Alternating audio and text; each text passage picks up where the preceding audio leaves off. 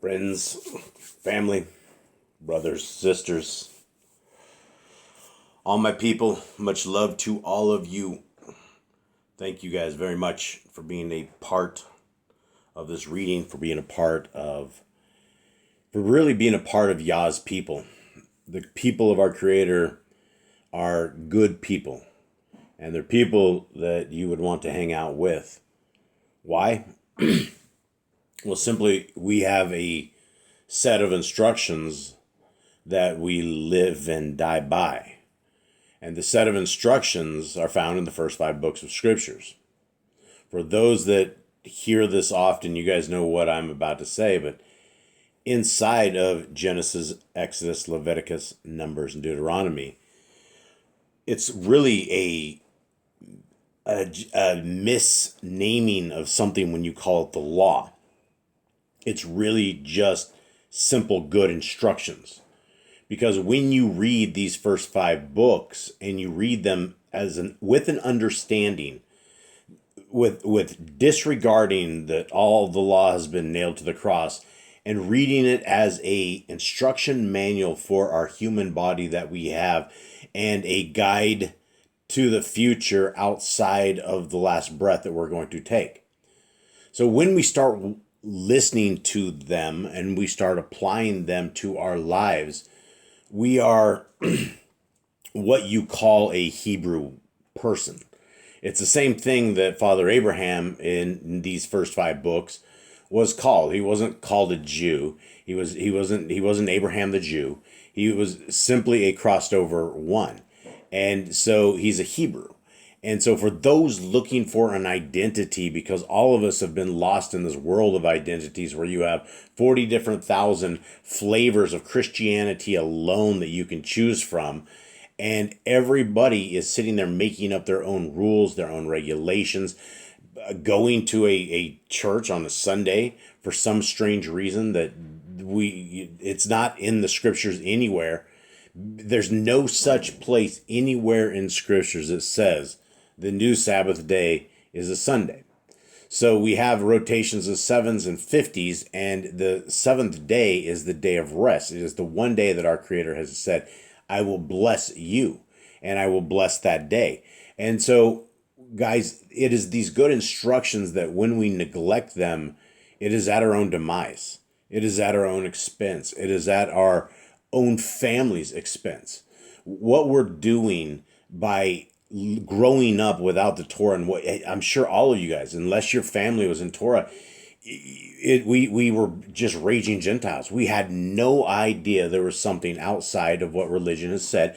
And when you read the Scriptures, because there's not a religion that ever says, I want you to read the Scriptures finally, acutely, slowly, and for your own spiritual profitability.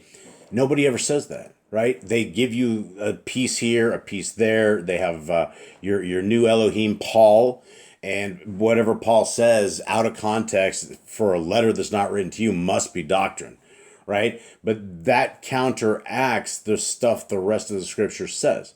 Scriptures don't say the laws of our Creator are ever gone. That would be foolishness. That would be simply a foolish move. Why would we want to injure our neighbor? Right? Why would we ever want to rip people off? Why would we ever want to look at our family members naked with lust in our eyes, right? These are all commandments that I'm telling you that are in the Scriptures that a lot of people don't even know are in the Scriptures. So why would we want to get rid of those good instructions, right? Do we want to hurt the elderly? Do we want to hurt the disabled? Because we have commands not to hurt the disabled. So without good instructions, then we're on our own. And at the end of the day, we're going to be judged by the good instructions. This is how eternity is going to go down. We're going to stand before our Creator naked, and He's going to play back every bad thought, every evil thing, everything that we've ever done. It's going to be exposed. We're going to be open, and we have to hope that our weights and measurements are counterproductive, that we weigh out the good over the evil. And a lot of us are just coming into Torah. A lot of us didn't know our way forward. But this is why we have repentance. This is why we have the ability to have a Messiah who by his blood became an ultimate sacrifice for us. And so we're called to come into Torah. We're called to come into obedience to our Creator. again, it would be foolish not to be an obedient people to the creator of the universe. And people will argue this. The Christians have a default brainwashed way of dealing with all of this stuff. And once you start hearing it, you just like look and you kind of smile. And it's like that meme, Hide Your Pain Harold, when he's holding that little cup of coffee and he kind of just gives you that smile look. That's what it's like, because once we have heard the Christian rhetoric and once we've broken free from the lies and deception that we've been told and has been promoted in our lives, and we start thinking for ourselves based upon the scriptures that we are reading, and we want to commit ourselves to a kingdom walk, to be those people who want to be a part of this kingdom to come. It's not for those who are pounding down their pork chop, pork rinds, blessing their unclean food, having no set of commandments and thinking that the graceful Jesus is going to save you. When the other fella, Messiah Yahushua, in Matthew 7 says that if you're lawless, you are sent to hell. Again, lawlessness equates to hell. What is lawlessness? Well, that is what the Christians would call iniquity. And what is iniquity? Well, it's sin. And how do we figure out what sin is? We read the front of the book. We learn that being unfruitful is a Torah commandment that we're breaking.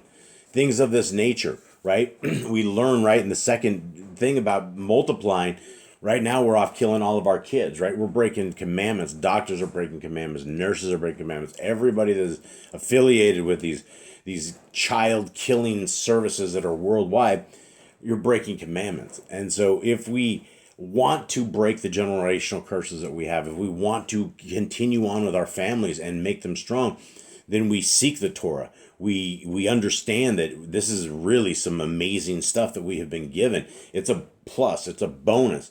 It's really the cool kid side of the house when you're looking at it, right? Those who are in alignment with the creator of the universe, what better odds and better shot do you have at eternity than being a straight up, by default, if you don't worship Elohim, you're a Satanist. You're on the devil's side. If you just want to look like the world, taste like the world, walk like the world, that's what the Gentiles do. But we are a set apart people. We are told to not look like the world, taste like the world, smell like the world. That's why we walk differently. And so, guys, we need to read our scriptures. We need to read them slowly, and we need to read them as a family. If you have a family and you guys are just getting into Torah, guys, break out an hour every single night and slowly read a chapter as a family and discuss it and talk about it. Guys, the stories become so exciting. The way that our Creator has dealt with things and works with His people and was willing to work with us in the future so that we can be the Hebrews 8 people of that day, that everybody knows the Torah, and we don't have to tell our neighbors about the Torah because everybody knows the Torah. That's not the world we live in right now. So guys, right before we get into this, I always want to give Yah Scriptures a little bit of a shout out. This is the greatest English translation that you will find by far. It is available. It is a limited edition, probably a special print. It's 7 pounds after the shipping stuff. It's like 6 pounds, 7 ounces. You put the packing stuff on there, it's 7.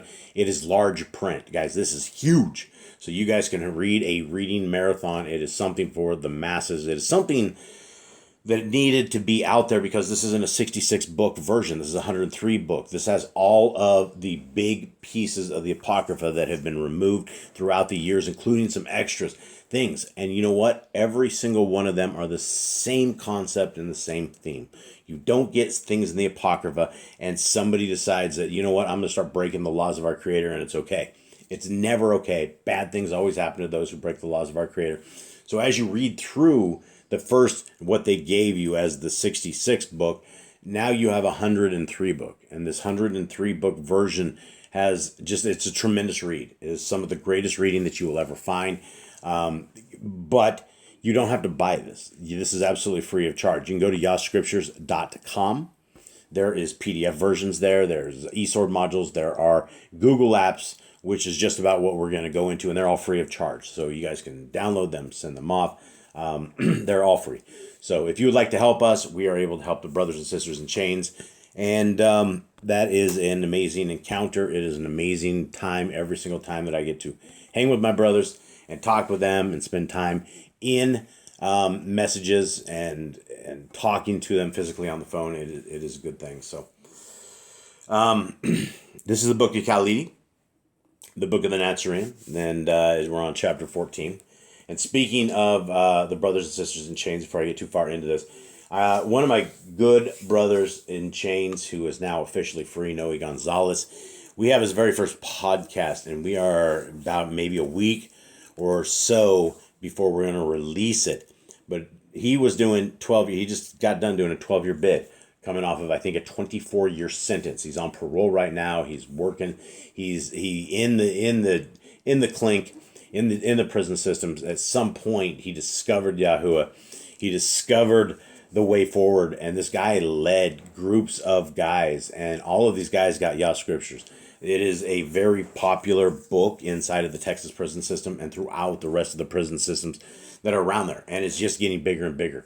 So guys, every scriptures counts. Every time that you guys help and donate anything at all, whatever donations come in, it goes immediately to stamps. It is a very taxing system dealing with the state and the price of stamps. A simple, what email is like literally free, they tax the brothers, they tax 44 cents to get a message in, and then most of them are indigent, and I always send them another 44 cents so they can send me a message back.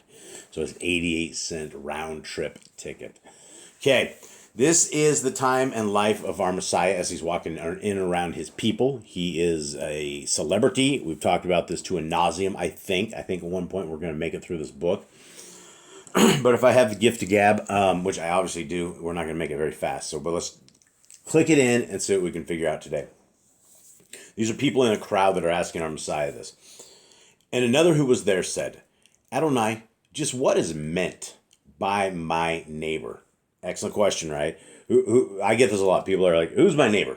How much do I have to put up with when people are just laughing and scoffing, and when is a point when they're not my neighbor? How does this work? Yahushua then told this parable. A man had found it necessary to travel the road to Jericho, going out from Jerusalem. Along the way, he was attacked by footpads who stripped him naked, beat him up, and after taking all he possessed, left him half dead by the roadside.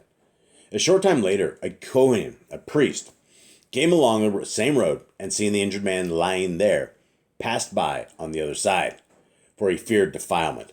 Okay, so the rules upon a priest is that you can't touch the dead, right? When you are in the priesthood.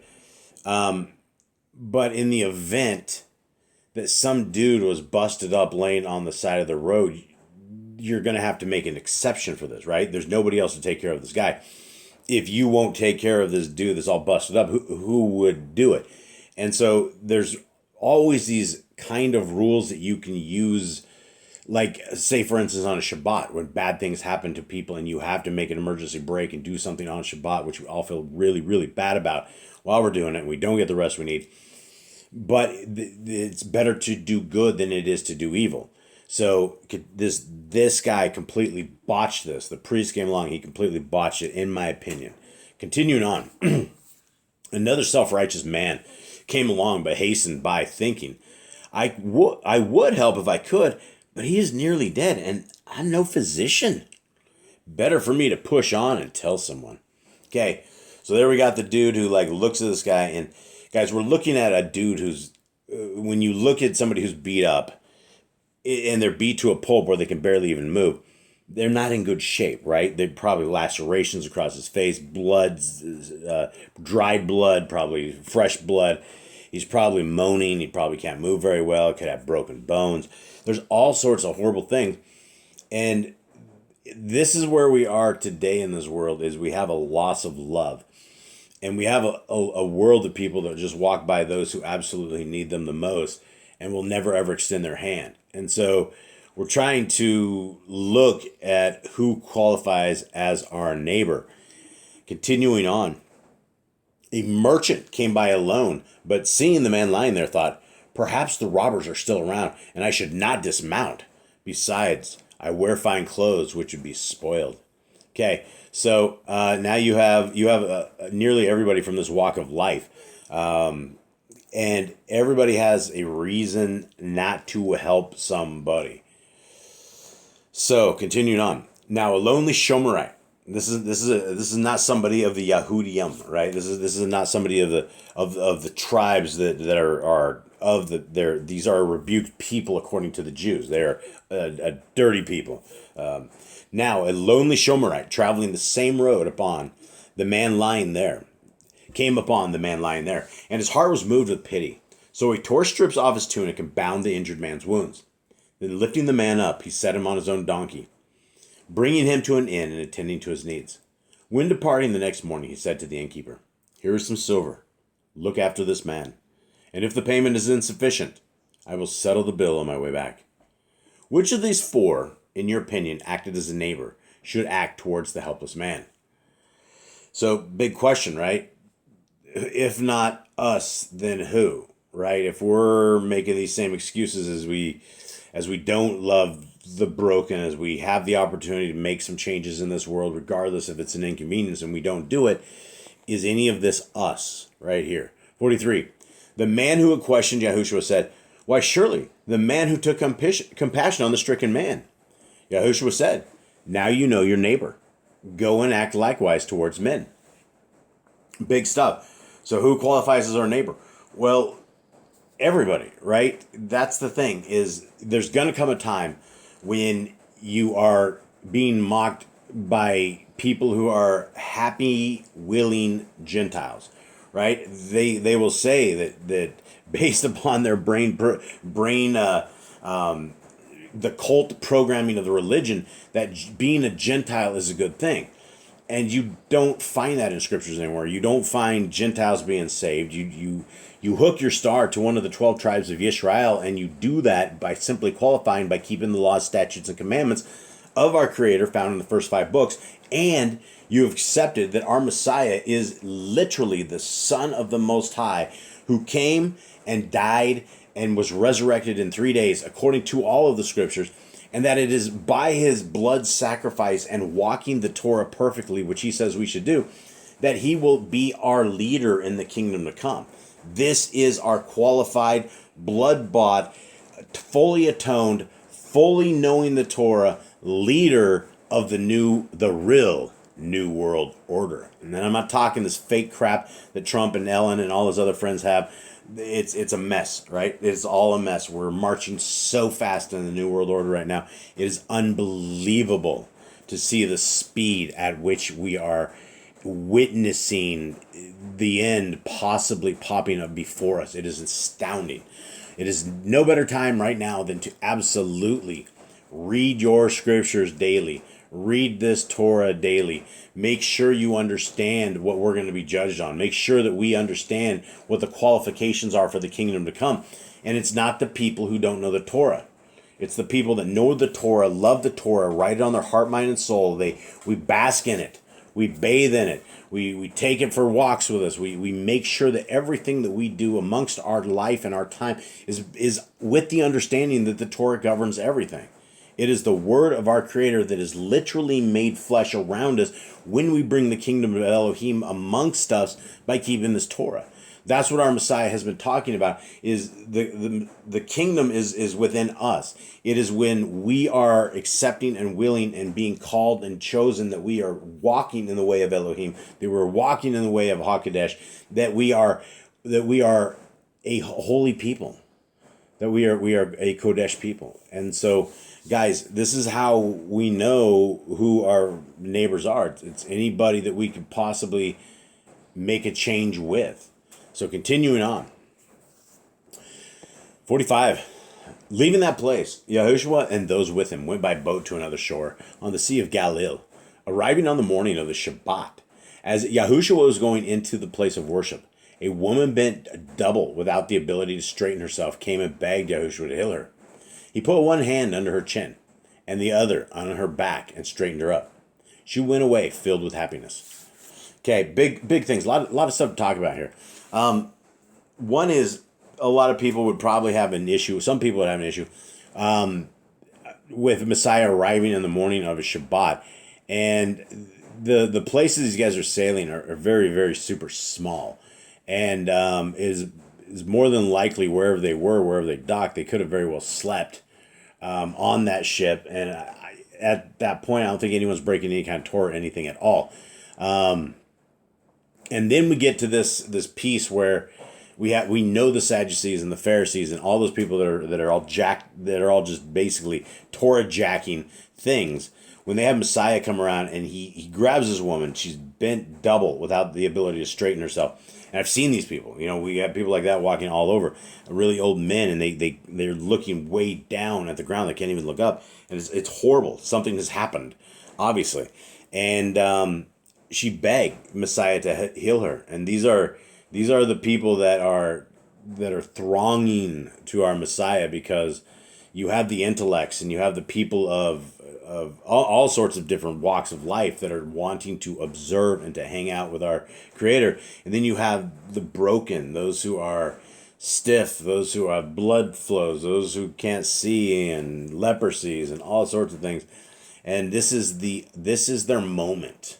If they had a certain moment in their life that they have an ability to help themselves out, and they had heard all these rumors and all these people just talking about Messiah and talking about his abilities and his powers over the realm that we are in, to make the dead rise, to make people stand straight up, to make the mute speak, the deaf to hear, the blind to see, all of it. He has the abilities within this plane to change the dynamic of people and stuff, make fig trees wither and die, right? This is the one. This is our leader. And when you think about his power in the walk that he walked, imagine the power in the talk that he will talk soon. And what he's about to talk is he's going to open up a can of whoop, and he's going to start beating people down.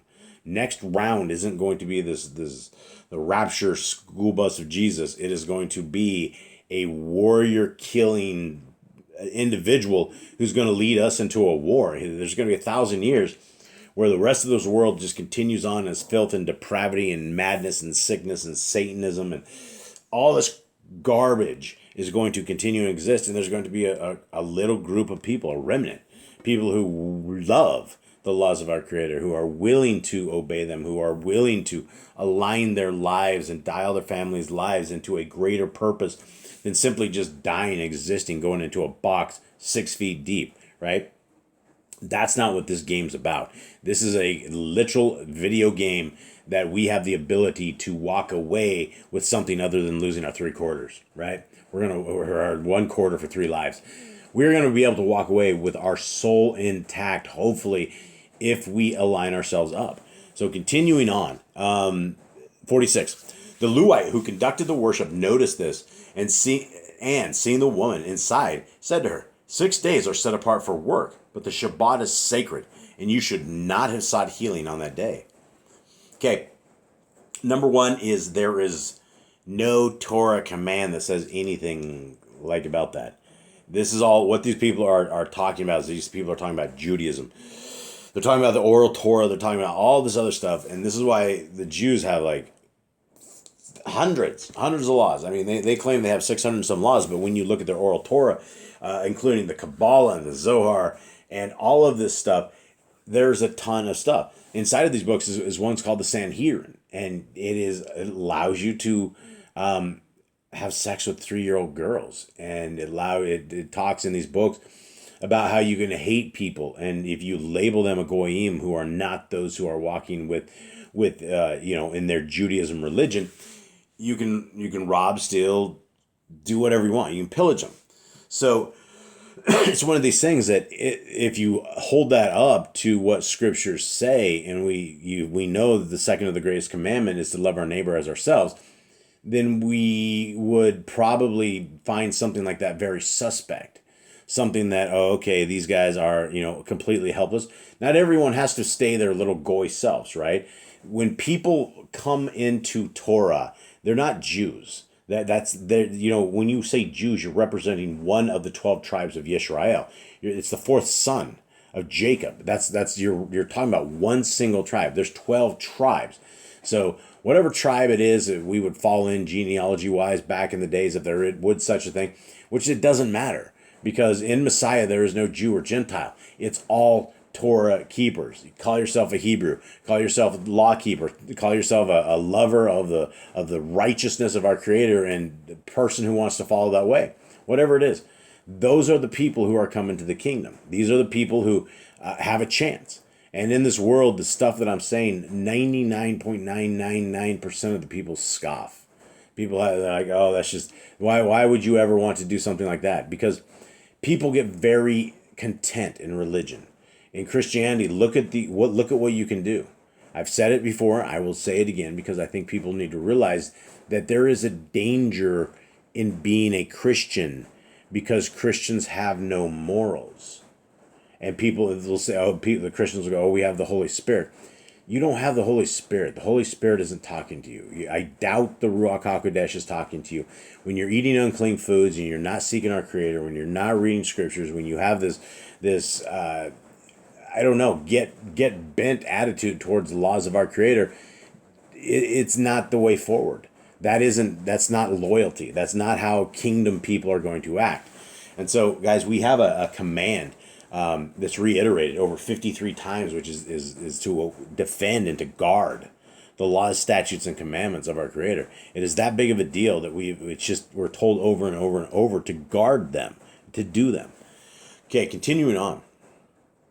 Yahushua was about to beat these guys down, and 26. All right, we'll keep rolling here. Yahushua, overhearing this, waited outside for the Levite, for the priest, and when he came out, said, "What a hypocrite you are! What member of your flock does not loose his cattle or donkey from their stalls and water them on the Shabbat? Also, are the cows not milked and the hogs fed? They are not left to suffer, yet you could deny relief to this poor woman because it is the Shabbat." Okay, lots of things to dissect here. And when I read this, I'm like, hogs fed. There's probably a time and place for hogs. Number one, they are not to eat. But in certain civilizations, they have the pigs go around the camps, and the people will poop outside the tent of the door. And by morning, it's all gone because the pigs will go around and they'll eat all the feces and all that stuff around. They're just really foul beasts. And so, Messiah's not saying that we should all have hogs and things of that nature, but there's no commandment that says we are not to have hogs. And so, it's I would imagine there's a place for everything, but it's not in your mouth. It's absolutely not to be eaten. Okay? So this priest, this guy who knows the Torah very well, right? If you're a Levite, you're probably going to know the Torah a bit better than those who are, say, maybe of the tribe of Judah or something. I don't know. I don't know if that's even true. I would hope everybody knows the Torah equally. But say, for instance, the Levites, this is what they should be doing, all this stuff. So Messiah spanks this guy. This guy completely gets a spanking by our Messiah, and he rightfully so does it, because we have precedent in scriptures where it talks about an animal in a ditch, right? You're not going to leave your animal in a ditch, even on a Shabbat. Why would you leave an animal to suffer and to die a horrible, painful death versus doing what you have to do to stop that madness that's happening? Even it violates the Shabbat, right? That's the power our Creator has given us, is the ability to understand that sometimes, not very often, there are incidents and there are things that occur beyond our control, and it is better to do good than not. And so, continuing on, Messiah's talking about the human state of this, right? This woman was bent over, right? Living a life that you're completely crippled up. And I know a lot of you guys out there are completely crippled up, and I got much love for all of you guys, and I wish it wasn't so, but you know what? I think we're going to be strolling in that kingdom. We might be wheeling in that kingdom, maybe crutching in that kingdom. One eye, one arm, whatever. But I think once we make that finish line, I think things are going to get rejuvenated a little bit. I think things are going to come back in the order of what it is. So guys, this same Messiah that healed all of these people is possibly the same Messiah that would heal us as we're crossing over. I don't know. I'm completely speculating on all of this, but I think it's something good to look forward to. Now, what did this all mean? It just means that if we have the ability to do something for the betterment, even if it is on a Shabbat, this is our precedent. This is what we should be doing. And yeah, if you have hogs, you got to feed them, right? You can't skip a day and not feed the pigs. Or chickens or goats or whatever it is. Everything has to be fed, especially if you have it in cages. If it's in the wild, obviously not. But if you have this thing cage, you got to feed it. Continuing on, 48. Hearing this, many of the people supported Yahushua, and he preached to them. A blind man was brought to Yahushua while he preached. He took the blind man apart from the crowd and, moistening his thumbs, drew them across the blind man's eyes. The man gave a sudden cry and squinched up his eyes. And we've heard kind of this before, but this is a kind of a different variation of the same cool thing. And I'm always like wondering, I'm like, when Messiah, the great healer, put his hands up there, right? He like moistens his thumbs, right? However he does that, I don't know if he like, this one was a spit on thing, or if he just somehow, he probably just licked both thumbs, grabbed a hold of his eyes, and the guy like, sudden cry. But Yahushua said, open your eyes and tell me what you see. The man did so and said, I can just tell it is light, but cannot distinguish anything. Yahushua then covered the man's eyes with his hands, and after withdrawing them said, what do you see now? The man replied, oh Adonai, I can see everything, though it is not steady. Sometimes later, let's stop with this because I think this is very exciting. I think this is an amazing story right here, right? This is the first time this dude had probably ever seen it in his life, and Messiah gives us two shots, right? And you know that our Messiah could have completely done this in one shot, right? There's always a reason and a purpose for whatever it is he's doing, and it's like he's able to control the power of creation, or control the power of reality, and literally change things.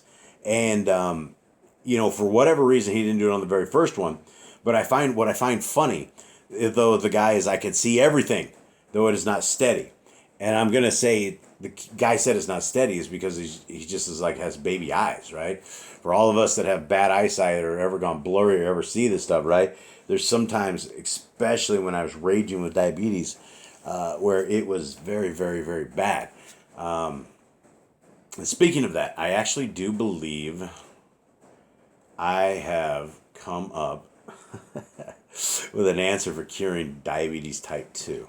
And I'm going to be putting up a video on this. And I went from bad news on January 5th by a medical doctor friend of mine who basically gave me a really bad diagnosis and told me I need to start jamming insulin right away or I'm not going to make it much longer. And I started researching all this stuff. And I started researching some medical papers, and I found some very interesting links that aren't really talked about that much. It seems like the medical industry would rather not be able to cure this. And so I've gone from like the 300s into the 200s, and now I'm walking around in the 120s, somewhere in that. I woke up the other day and I tested at 134. And for somebody who is just like at the edge of diabetes, I figured it out, but it's hard. It's hard to do, but I'll do a separate video on that. I just got off in the weeds. So anyway, guys, the reason he wasn't steady was because homeboy was just learning to pick this up. He was just baby eyes right there, starting to use these bad boys, and they're probably going to hurt him for a few days until he gets ready to rock and roll and can like start figuring this stuff out, right? Processing all this and all these lights and colors and all this stuff for the very first time in his life. It's probably going to give him a headache or two as well. So, guys, with that, thank you very much for being part of this reading. I really, really appreciate all of you. I hope you guys have a wonderful day. I hope you have a wonderful week. I hope your week's been going great. So much love to all of you guys out there, and I will see you guys again soon. Much love.